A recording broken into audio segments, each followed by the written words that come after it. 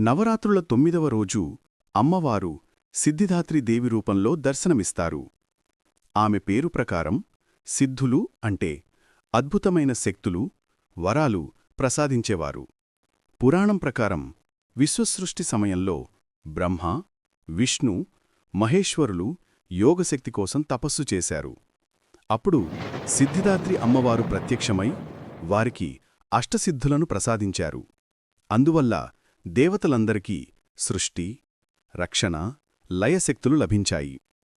ఆమె పద్మంపై కూర్చని 4 చేతులతో శంఖం, చక్రం, గద, కమలాన్ని ధరించి అపార కరుణతో భక్తులను కాపాడుతారు.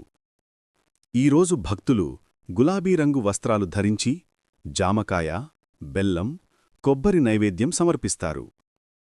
సందేశం: సిద్ధిదాత్రి అమ్మవారు మనకు నేర్పేది నిజమైన భక్తి, శ్రద్ధతో ఉన్నవారికి విజయం, శాంతి, జ్ఞానం అనుగ్రహమవుతాయి.